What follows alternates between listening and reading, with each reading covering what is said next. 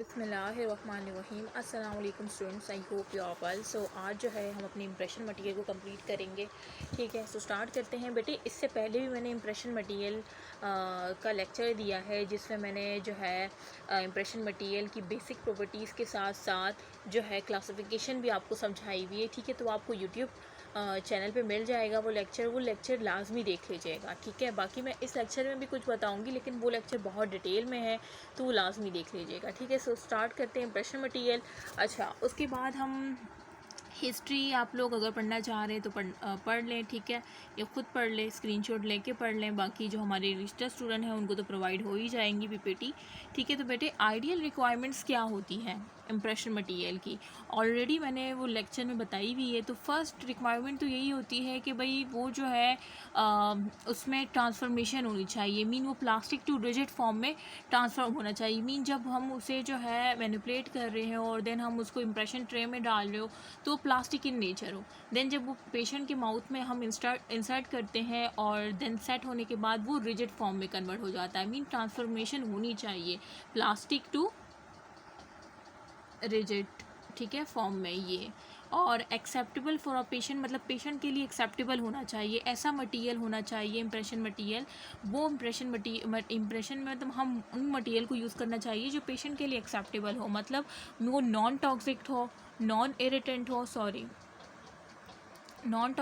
Non irritant हो, test less हो। ठीक है, रीज़नेबल सेटिंग टाइम हो। ऐसे नहीं कि बहुत ज़्यादा सेटिंग में टाइम ले रहा है वो मटेरियल, तो क्या होगा, पेशेंट इरिटेट हो जाएगा। ठीक है, तो उसका सेटिंग टाइम कम से कम हो, रीज़नेबल हो। ठीक है, और टेस्ट लेस हो, नॉन इरिटेट, नॉन टॉक्सिक हो। अच्छा, उसके बाद उसकी हैंडलिंग प्रॉपर्टी जो है ना वो ईज़ी टू प्रिपेयर हो जाए। ठीक है, ईज़ी टू मिक्स हो जाए। ठीक है, ऐसे नहीं कि आपको मुश्किल हो रही है, उसको मिक्स करने में मुश्किल हो रही है। ठीक है, और उसका adequate working time and setting time हो। ऐसा नहीं कि बहुत ज़्यादा वर्किंग टाइम है तो आपको, क्योंकि क्लिनिक में तो आपके पास बहुत सारे पेशेंट होंगे, अगर आप एक ऐसा मटेरियल यूज़ कर रहे हैं जिसका जो है वर्किंग टाइम काफ़ी ज़्यादा है तो एक तो आपको बनाने में, उसको प्रिपेयर करने में काफ़ी वक्त ज़्यादा लग जाएगा, और दूसरा सेटिंग टाइम अगर ज़्यादा होगा तो पेशेंट इरिटेट कर जाएगा और आपके बाकी पेशेंट तो फिर बैठे ही रहेंगे।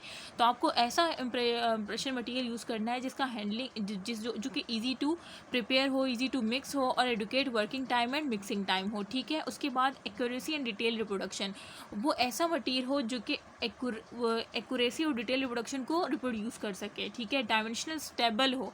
ऐसे नहीं कि आपने जो है मटेरियल को मिक्स करके जो है उसको इंप्रेशन ट्रे में डाल दिया, उसके बाद उसको पेशेंट के माउथ में इंसर्ट कर दिया, मतलब पेशेंट के माउथ में इंसर्ट कर दिया, उसके बाद आपने जब पेशेंट के माउथ से जब आप रिमूव करना चाह रहे हैं तो वो टूट गया।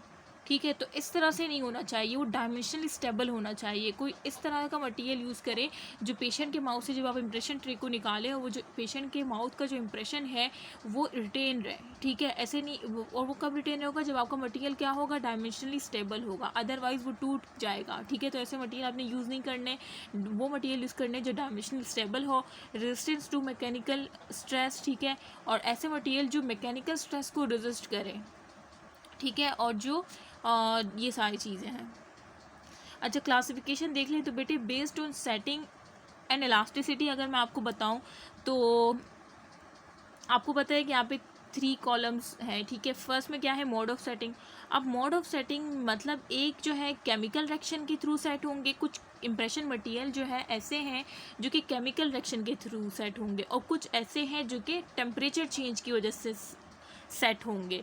ठीक है, जो chemical change mean chemical reaction के थ्रू सेट होंगे वो इरिवर्सिबल होंगे। ठीक है, मतलब अगर एक दफ़ा वो अपनी एक फॉर्म से दूसरी फॉर्म में ट्रांसफॉर्म हो गए तो वो दोबारा कभी भी जो है अपनी पहली वाली फॉर्म में कन्वर्ट नहीं हो पाएगा, क्योंकि ये इरिवर्सिबल है। क्योंकि ये केमिकल रिएक्शन के थ्रू इसकी सेटिंग हुई है, और केमिकल रिएक्शन के थ्रू जो सेट होगा वो इरिवर्सिबल होगा। मीन वो दोबारा अपनी ओरिजिनल स्टेट में ट्रांसफॉर्म नहीं हो सकेगा। ठीक है, इरिवर्सिबल और रिवर्सिबल तो पता ही है ना आप लोग को।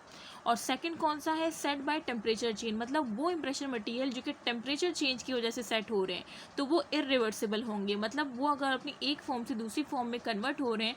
ठीक है, आपने अगर नॉर्मल टेम्परेचर था, जब आपने टेम्परेचर हाई, फॉर एग्जांपल आपने वो नॉर्मल टेम्परेचर था, ठीक है, टेम्परेचर आपने हाई किया तो वो सॉफ्ट हो गया, उसके बाद दोबारा जब टेम्परेचर कम करेंगे तो वो दोबारा से हार्ड हो सकता है, मीन इरिवर्सिबल है। और ये किस वजह से हो रहा है, ये किस तरह से सेट हो रहा है, ये टेम्परेचर चेंज की वजह से सेट भी हो रहा है और दोबारा से अपनी ओरिजिनल फॉर्म में भी जा रहा है। तो बेटे ये मैं आपको समझाना चाह रही हूँ, ये आपको समझ आ गया, ठीक है। अब चलते हैं। तो मोड ऑफ सेटिंग में हमने देखा कि दो तरह के इंप्रेशन मटेरियल होते हैं, ठीक है। एक वो जो केमिकल रिएक्शन के थ्रू सेट होते हैं, वो इरिवर्सिबल इन नेचर होते हैं। अब उसमें रिजिड कौन से हैं, उसमें इलास्टिक कौन से हैं। बेटे रिजिड वो है जो कि इंप्रेशन प्लास्टर आ जाता है, जिंक ऑक्साइड यूजुनोल ये आ जाता है, जिंक ऑक्साइड यूजुनोल इंप्रेशन मटेरियल और इंप्रेशन प्लास्टर, ठीक है। ये दोनों रिजिड वाले में आ जाते हैं, ठीक है। मीन ये दोनों जो है केमिकल रिएक्शन के थ्रू सेट होते हैं, इरिवर्सिबल इन नेचर है और रिजिड है, ठीक है। और जो इलास्टिक इन नेचर है वो कौन से हैं, एल्जिनेट हो गया, पॉलीसल्फाइड हो गया, पॉलीईथर हो गया, सिलिकॉन हो गया, ठीक है। तो इलास्टिक नेचर ये है। अब आपसे BCQs में पूछा जाता है कि कौन से इलास्टिक है, कौन से रिजिड है। तो अगर आपने ये लेक्चर देखा है तो आप फ़ौरन बता देंगे। और आपसे ये पूछा जाएगा कि इनमें से इन पूरे में से कौन सा केमिकल रिएक्शन के थ्रू सेट होता है, कौन सा टेम्परेचर चेंज की वजह से। तो आपको पता है कि केमिकल रिएक्शन के थ्रू जो सेट होता है वो alginate, polysulfide, polyether, impression plaster, zinc oxide eugenol, ये पूरे जो है किसकी वजह से सेट होते हैं, केमिकल रिएक्शन के थ्रू। और इसमें रिजिड कौन से हैं, इंप्रेशन प्लास्टर, जिंक ऑक्साइड यूजुनोल। और इलास्टिक कौन से हैं, एल्जिनेट, पॉलीसल्फाइड, पॉलीईथर और सिलिकॉन। मेरे साथ बोले जब मैं बार बार जब आपको चीज़ रिवाइज कर रही होती हूँ, ठीक है। अच्छा, सेकंड आ जाते हैं जो टेम्परेचर चेंज की वजह से सेट होते हैं, ठीक है, जो कि रिवर्सिबल इन नेचर होते हैं। अच्छा, अब उसमें रिजिड कौन से हैं, उसमें रिजिड है का इंप्रेशन कंपाउंड और इंप्रेशन वैक्सेस, ठीक है, ये रिजिड फॉर्म है। जबकि इलास्टिक है अगार हाइड्रोकोलाइट, ठीक है। तो अब ये भी आपसे पूछा जा सकता है कि भाई टेम्परेचर चेंज वाले कौन से हैं। तो आपने इंप्रेशन कंपाउंड, वैक्सेस, अगार हाइड्रोकोलाइट को याद रखना है कि ये रिवर्सिबल इन नेचर है, मतलब ये दोबारा से अपने ओरिजिनल फॉर्म में भी जा सकते हैं अगर आप टेम्परेचर उसको पहले वाला प्रोवाइड करते हैं, ठीक है। तो ये मतलब रिवर्स हो सकते हैं, ओरिजिनल फॉर्म में दोबारा कन्वर्ट हो सकते हैं। और उसमें रिजिड कौन से है, इलास्टिक कौन से, इलास्टिक अगार हाइड्रोकोलाइट है और रिजिड कंपाउंड वैक्स। ये पूरे BCQs EMQ के क्वेश्चन बन सकते हैं आपके यहाँ से, वाइवा में भी पूछे जाते हैं। अच्छा, और बाकी आप जब इंशाल्लाह एज अ डेंटिस्ट क्लिनिक में वर्क करेंगे तो आपको पता होना चाहिए कि कौन सा इलास्टिक है, कौन सा रिजिड है, ठीक है। अच्छा, अकॉर्डिंग टू विस्कोसिटी और टिश्यू डिस्प्लेसमेंट, अगर विस्कोसिटी के लिहाज से बात किया जाए, ठीक है, या टिश्यू डिस्प्लेसमेंट के लिहाज से बात किया जाए, तो बेटे म्यूकोस्टेटिक इंप्रेशन मटेरियल कौन से हैं, म्यूको कंप्रेसिव इंप्रेशन मटेरियल कौन से हैं, ठीक है बेटे। तो अब अकॉर्डिंग टू विस्कोसिटी और टिश्यू डिस्प्लेसमेंट अगर हम बात करते हैं तो बेटे इसमें म्यूकोस्टेटिक इंप्रेशन मटेरियल होते हैं और म्यूको कंप्रेसिव इंप्रेशन मटेरियल होते हैं। अब ये भी आपसे पूछे जाए, वाइवा में भी पूछा जाता है, BCQs में भी आ जाते हैं, ठीक है, EMQ में भी आ सकते हैं। तो म्यूकोस्टेटिक इंप्रेशन मटेरियल जो है वो इंप्रेशन प्लास्टर है। बेटे म्यूकोस्टेटिक का मतलब क्या है, जिस बच्चे को भी पता है वो मुझे कमेंट करके लाजमी बताए। बेटे म्यूकोस्टेटिक का मतलब ये है कि वो जो है ऐसे इंप्रेशन मटेरियल जो कि इनिशियली क्या हो, फ्लूइड इन नेचर हो, ठीक है, और वो आपके जो म्यूकोज़ा है उसको कंप्रेस नहीं करता, वो म्यूकोस्टेटिक होते हैं, ठीक है। तो म्यूकोस्टेटिक कौन से होते हैं, वो इंप्रेशन मटेरियल जो कि इनिशियली क्या हो, फ्लूइड इन नेचर हो, ठीक है, मीन उनकी विस्कोसिटी क्या हो, कम हो। ये हम अकॉर्डिंग टू विस्कोसिटी देख रहे हैं। विस्कोसिटी कम होगी तो वो क्या होगा, फ्लूइड इन नेचर होगा, ठीक है। फ्लूइड इन नेचर होगा तो खुद सोचे वो हमारे म्यूकोज़ा को कंप्रेस करेगा या नहीं, तो नहीं करेगा, डोंट कंप्रेस म्यूकोज़ा, ठीक है, म्यूकोज़ा को कंप्रेस नहीं कर पाएगा, जाहिर सी बात है, फ्लूइड इन नेचर है तो वो म्यूकोस्टेटिक है। बाकी म्यूको कंप्रेसिव में क्या होता है कि ऐसे इंप्रेशन मटेरियल जिनकी विस्कोसिटी हाई होती है, जब विस्कोसिटी हाई होगी तो खुद सोचे वो क्या होंगे, वो विस्कस होंगे, ठीक है। तो म्यूको कंप्रेसिव में क्या बताया कि ऐसे इंप्रेशन मटेरियल जिसकी विस्कोसिटी हाई होती है, मीन वो क्या होते हैं, इनिशियली विस्कस फॉर्म में होते हैं, ठीक है, वो विस्कस होते हैं और वो क्या करते हैं, म्यूकोज़ा को कंप्रेस करते हैं, ठीक है, मीन डिस्प्लेस करते हैं। ये बात याद रखिएगा, म्यूकोस्टेटिक और म्यूको कंप्रेसिव का डिफरेंस। म्यूकोस्टेटिक जो इनिशियली फ्लूइड होते हैं, विस्कोसिटी कम होती है, ठीक है, वो आपकी म्यूकोज़ा को कंप्रेस नहीं करते, जबकि म्यूको कंप्रेसिव आपके म्यूकोज़ा को कंप्रेस करते हैं क्योंकि विस्कस इन नेचर होते हैं, उनकी विस्कोसिटी हाई होती है। अब कौन से होते हैं म्यूकोस्टेटिक, इंप्रेशन प्लास्टर होता है, ठीक है, जो कि इनिशियली फ्लूइड होता है, अगार हो गए, एल्जिनेट हो गया, लाइट बॉडी इलास्टोमर। एल्जिनेट को तो आपने लैब में भी यूज़ किया होगा, ठीक है, हमने भी किया था, आप लोगों ने भी एल्जिनेट का यूज़ किया होगा, जो कि आपने देखा होगा कि इनिशियली फ्लूइड होता है वो, और देन जब हम पेशेंट के माउथ में डालते हैं देन वो सेट होके हार्ड होके बाहर हो, वो हमारे म्यूकोजा को कंप्रेस नहीं करता। ठीक है, तो ये चारों इंप्रेशन मटेरियल म्यूकोस्टेटिक है कि जो इनिशियली फ्लूइड होते हैं और म्यूकोजा को कंप्रेस नहीं करते। कौन से होते हैं, दोबारा से मेरे साथ दोहराएं, इंप्रेशन प्लास्टर, अगार, एल्जिनेट, लाइट बॉडी एलास्टोमर। जबकि म्यूको कंप्रेसिव में जो कि इनिशियली विस्कस होते हैं, जिनकी विस्कोसिटी हाई होती है, जो कि कंप्रेस करते हैं म्यूकोजा को, वो कौन से होते हैं, इंप्रेशन कंपाउंड और पुटी एलास्टोमर। ठीक है, ये बात याद रखेगा, light body elastomer mucostatic impression material होते हैं, जबकि पुटी इलास्टोमर म्यूको कंप्रेसिव होते हैं।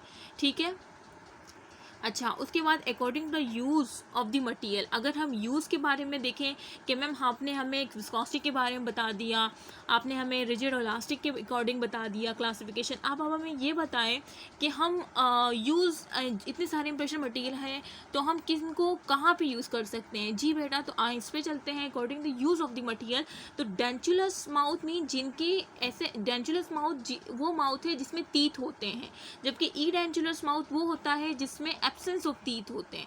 ठीक है, या तो मैक्सिला में हो सकता है या मैंडिबल में होगा। ठीक है, तो ये डेंचुलस और ई डेंचुलस का तो आपको पता चल गया। अब मैं आपको ये बता रही हूँ कि बेटे according to use of material, तो डेंचुलस माउथ में कौन से मटेरियल यूज़ होते हैं, मीन वो टीथ जिसमें क्या होते हैं, हैविंग टीथ, जिसमें टीथ प्रेजेंट होते हैं। ठीक है, और ई डेंचुलस माउथ जिसमें एब्सेंस ऑफ टीथ होते हैं, absence of teeth like old age में। ठीक है, एब्सेंस ऑफ टीथ हमें देखने को मिलते हैं, तो ई डेंचुलस माउथ। तो डेंचुलस माउथ में हम कौन से इंप्रेशन मटेरियल यूज़ करेंगे, हम एल्जिनेट करेंगे, अगार करेंगे और नॉन एक्वस एलास्टोमर करेंगे।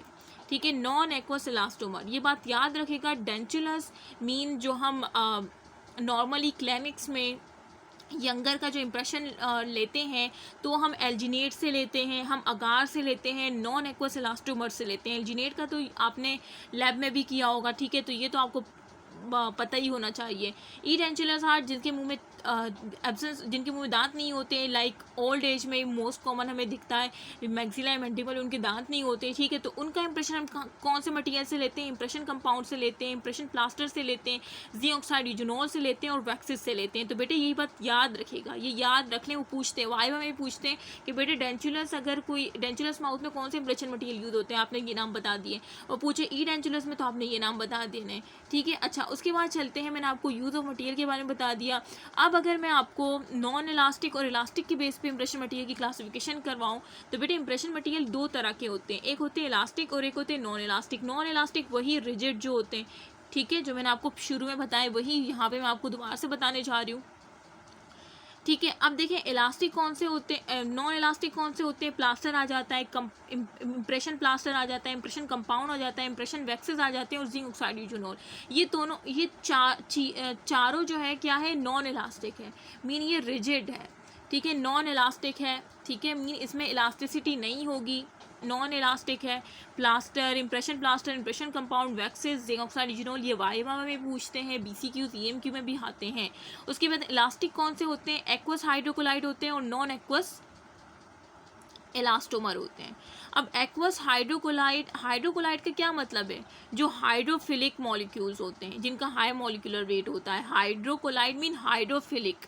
हाइड्रोफिलिक क्या मतलब, वाटर लविंग। ये सारी बातें तो पता है ना, नहीं पता तो नोटबुक में लिख लें।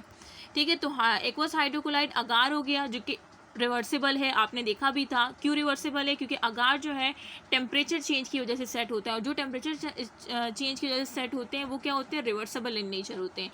एल्जिनेट आपको पता है कि ये किसकी वजह से सेट होता है, केमिकल चेंज की वजह से ये सेट होता है, और ये इरिवर्सिबल इन नेचर है। ठीक है, तो ये एक्वस हाइड्रोकोलाइड में आपने देख लिया। उसके बाद नॉन एक्वस इलास्टोमर, और ये एक्वस हाइड्रोकोलाइड और नॉन है, पूरा इलास्टिक इन नेचर है। अब उसको फर्दर इलास्टिक को एक्वस हाइड्रोकोलाइड और नॉन एक्वस इलास्टोमर में कैटेगराइज किया गया है। एक्वस हाइड्रोकोलाइड का तो आपने देख लिया। ठीक है, और मैंने समझा भी दिया हाइड्रोकोलाइड क्या होते हैं, मीन ये हाइड्रोफिलिक इन नेचर है, वाटर लविंग है। ठीक है, और हम अच्छा उसके बाद नॉन एक्वस इलास्टोमर देख लें। नॉन एक्वस इलास्टोमर में पॉलीसल्फाइड आ जाता है। ठीक है, अच्छा, एक्वस हाइड्रोकोलाइड, एक्वस मीन क्या, वाटर, और हाइड्रोकोलाइड मैंने बताया कि जो hydrophilic in nature, water loving हो। ठीक है, तो आपने देखा होगा एल्जिनेट का भी जब हम कर रहे होते हैं तो हम क्या करते हैं, वाटर के साथ उसको मिक्स कर रहे होते हैं। तो ये चीज़ तो आपको पता हो ही जानी चाहिए।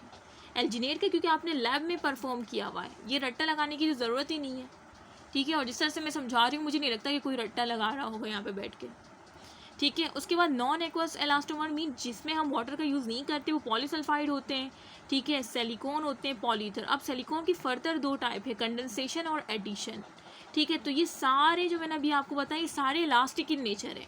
अब इसमें एक्वस हाइड्रोकोलाइट कौन से हैं, वो अगार और एल्जिनेट है। अगार और एल्जिनेट को फर्दर कैटेगराइज किया है रिवर्सिबल और रिवर्सिबल में, ठीक है। और नॉन एक्वस इलास्टोमर में 3 है, और सिलिकॉन को फर्दर कंडेंसेशन और एडिशन में कैटेगराइज किया गया है। बेटे ये बहुत इंपॉर्टेंट स्लाइड है, याद रख लें इसको, एक दफ़ा प्रिपेयर कर लें अच्छे से, वाइवा में भी बहुत काम आएगा। अब 1 बाय 1 हम चलते हैं बेटे। जिंक ऑक्साइड यूजोल इंप्रेशन मटेरियल, मैंने आपको क्या बताया था कि ये क्या है, नॉन इलास्टिक है। तो सबसे पहले हम इसको पढ़ने जा रहे हैं, जिंक ऑक्साइड यूजोल इंप्रेशन मटेरियल को। और आपको पता है कि ये किस में यूज हो रहा था, जिंक ऑक्साइड यूजोल ईडेंचुलस आर्ट, ईडेंचुलस माउथ में, ठीक है। मीन वो पेशेंट जिनके मुंह में दांत नहीं होते, ठीक है, वहाँ पे ये यूज़ हो रहा था। तो हम 1 बाय 1 चलते हैं और उसको कवर करते हैं।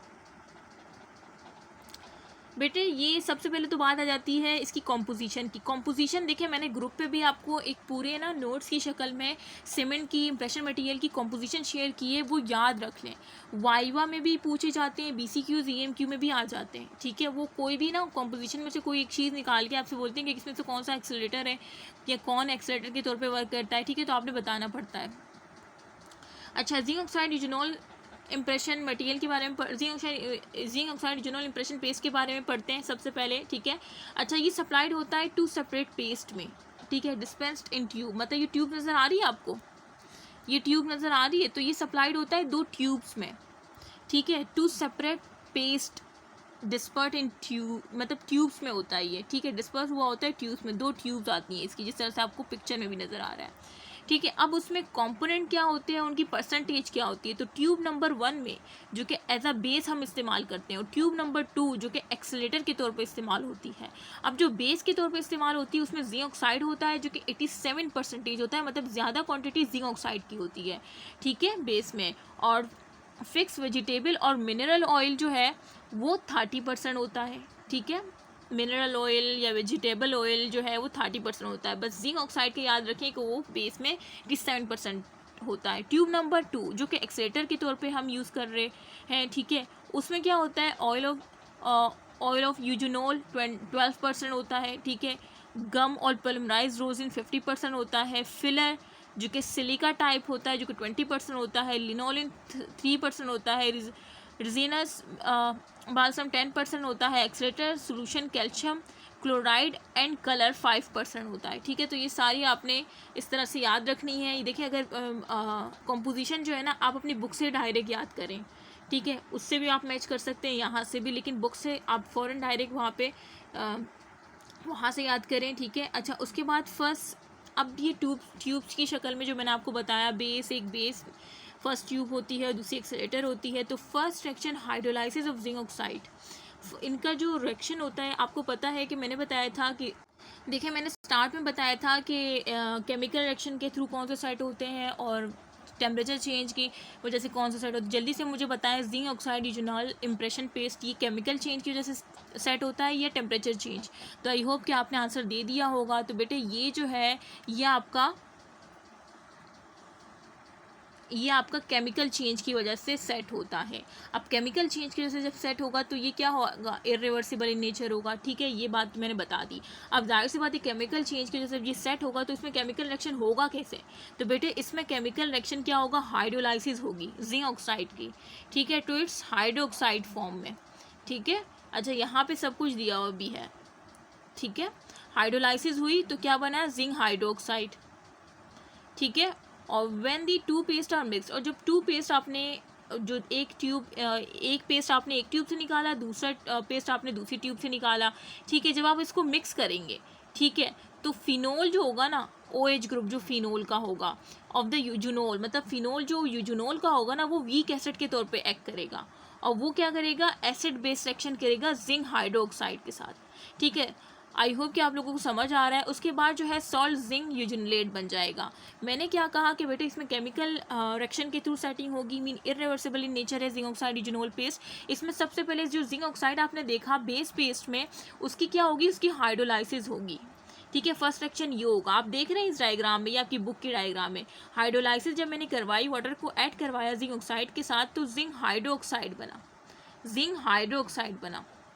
अब ये जो जिंक हाइड्रोक्साइड है, इसने क्या किया, इसने यूजिनोल के साथ रिएक्ट किया। आप देख रहे हैं सेकेंड रिएक्शन, देखें सेकेंड वाला रिएक्शन, ये जिंक हाइड्रोक्साइड जो ऊपर बना था हाइड्रोलाइसिस जिंक ऑक्साइड से, इसको हम रिएक्ट करवा रहे हैं यूजिनोल के साथ। अब यूजिनोल में जो OH ग्रुप है ये ठीक है, ये क्या करता है, ये वीक एसिड के तौर पे एक्ट करता है और एसिड बेस रिएक्शन करवा देता है। ये वीक एसिड के तौर पर क्या कर रहा है, एक्ट कर रहा है। जब ये वीक एसिड है तो ये बेस के तौर पे एक्ट करेगा और एसिड बेस रिएक्शन हो जाएगा। ठीक है, और बनेगा क्या आपके पास ये बन गया, जो कि क्या है, सॉल्ट है, फॉर्म ऑफ सॉल्ट, जो कि क्या है, जिंक यूजिनोलेट है। ठीक है, तो इस तरह से आपके पास zinc oxide eugenol impression paste की सेटिंग हुई। ठीक है, और आप दूसरा पॉइंट जो आपके पास निकला है कि इसमें कौन सा ये वो होता है, एसिड बेस रिएक्शन होता है। क्यों होता है मैंने समझा दिया है बहुत अच्छे तरीके से। अच्छा, एप्लीकेशन देख लें। Final impression of edentulous ridge, edentulous मैंने जिनके वो पेशेंट जिनके माउथ में टीथ नहीं होते, एब्सेंस ऑफ टीथ होता है, तो final impression zinc oxide eugenol से ही लिया जाता है। As a wash impression, other impression as an inter occlusal registration material. ठीक है, इंटर ऑक्लूजल के लिए भी यूज़ होता है। As a temporary lining material for denture, denture में जो टेम्प्रेरी लाइन होती है वो भी स्किन में होता है। सर्जिकल ड्रेसिंग में भी यूज़ होता है। ठीक है, मैनिपुलेशन देख लें, वही चीज़ें आप लोग खुद पढ़ लीजिएगा। देखें ग्लास मिक्सिंग स्लैब पे आपने करना है क्या है कि 2 स्ट्रिप पेस्ट आपने निकालनी है सेम लेंथ की 2 ट्यूब से, और उनको जो है क्या करना है, मिक्सिंग स्लैब पे आपने फ्लेक्सिबल स्टील स्पैचुला से मिक्स करना है। ठीक है, उसके बाद आपने जो इतना मिक्स करना है कि उसमें कंट्रास्टिंग कलर जो है वो क्या हो जाए, गायब हो जाए और एक कलर आपके पास मिले। ठीक है, और 1 minute mixing is continue approximate 1 minute. ठीक है, और यूनिफॉर्म कलर जैसे ही अचीव होगा तो इसका मतलब आपकी, देखिए आपने 2 स्ट्रिप्स निकाली 2 ट्यूब से, उसके बाद आपने उसको मिक्स करना स्टार्ट किया और आपने जब जैसे यूनिफॉर्म कलर आया तो इसका मतलब वो मिक्स हो गया है। 1 मिनट तक आपने मिक्स करना है। ठीक है, अच्छा, type of zinc oxide eugenol impression paste का देख लें। क्लासीफाई एज हार्ड पेस्ट जो कि टाइप 1 है, और सॉफ्ट पेस्ट जो कि टाइप 2 है। मतलब zinc oxide eugenol impression paste को फर्दर कैटेगराइज किया गया है हार्ड पेस्ट में जो कि टाइप 1 है, और सॉफ्ट पेस्ट जो कि टाइप 2 है। अब टाइप 1 जो कि हार्ड पेस्ट है, तो खुद सोचें कि वो सेट कब होगा, 10 मिनट में। और टाइप 2 जो है वो सॉफ्ट पेस्ट है, मीन उसको सेट होने में ज़्यादा टाइम लगेगा क्योंकि वो सॉफ्ट है, तो 15 मिनट में वो सेट होगा। ठीक है, इस तरह से याद करने की कोशिश करें। रट्टा लगाएंगे तो फिर तो बहुत सारी चीज़ें जब रटेंगे तो फिर वो मिक्स ही होगी। ठीक है, setting reaction can be accelerated by adding. अगर आपको सेटिंग रिएक्शन को इंक्रीज़ करना है, मतलब आप कह रहे हैं कि भाई ये अगर मैं 10 मिनट 15 मिनट तो बहुत है, मैं चाहता हूँ कि भाई सेटिंग टाइम कम हो जाए, मतलब सेटिंग टाइम इंक्रीज़ हो जाए, तो क्या करूँ।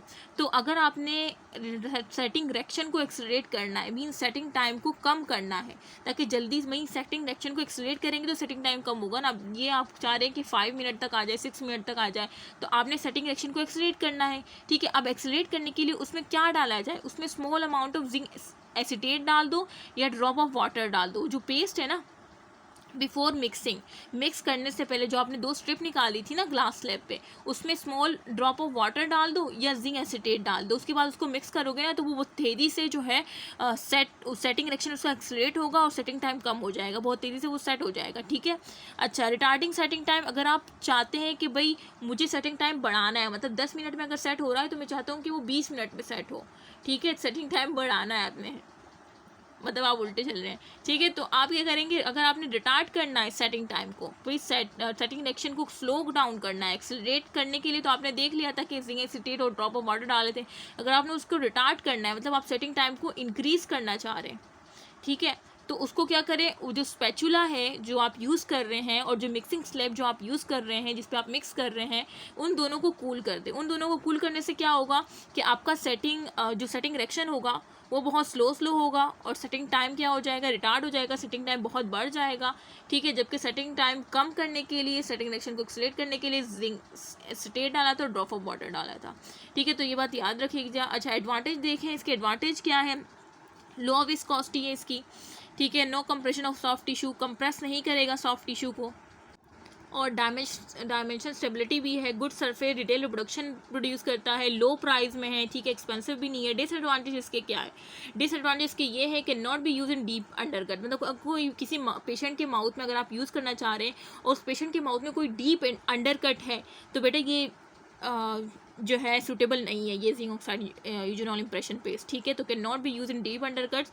और यूजोनॉल एलर्जी इन सम पेशेंट, और यूजोनॉल की एलर्जी हो जाती है कुछ पेशेंट में ना, तो ये भी एक डिसएडवांटेज है, ठीक है। तो डिसएडवांटेज एडवांटेज याद रख लीजिएगा। प्रॉपर्टीज़ देख लें, प्रॉपर्टीज़ आप खुद पढ़ लीजिएगा, ठीक है। Rigidity and strength, the compressive,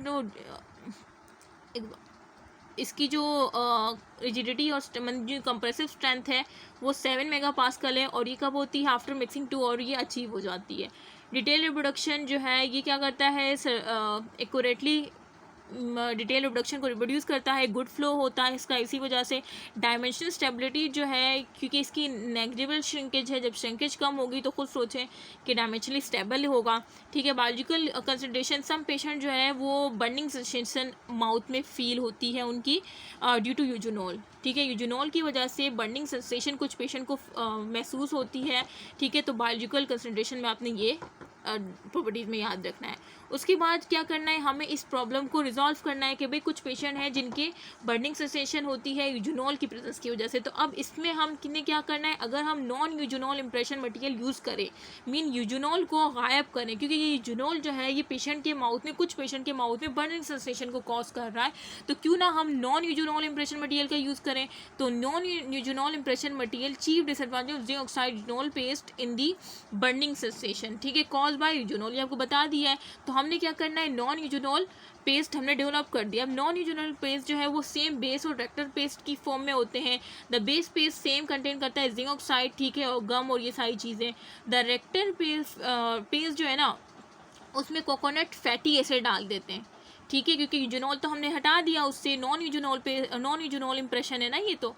और रोजेंस थिकनिंग के लिए, और क्लोरोथाइमोल ये बैक्टीरियोस्टेटिक है, ठीक है। एंटीबायोटिक टेट्रासाइक्लिन में भी incorporate the time of mixing, ठीक है। और बस ये सारी चीज़ें याद रख लें, इसमें इतना कुछ याद नहीं रखें, बस ये याद रखें कि कोकोनट फैटी एसिड को वो डालते हैं, नॉन इसको वो कर दिया है। अच्छा, उसके बाद इंप्रेशन कंपाउंड, इंशाल्लाह इंप्रेशन कंपाउंड को हम नेक्स्ट वीडियो में देखेंगे, ठीक है, नेक्स्ट लेक्चर में देखेंगे। तो अगर आपको ये लेक्चर अच्छे लगे तो काइंडली अपने फ्रेंड के साथ, ठीक है, अपने क्लास फेलोज़ के साथ शेयर करना नहीं भूलेगा, और मुझे तो बहुत खास कर याद रखिएगा। ओके, अल्लाह हाफ़िज़।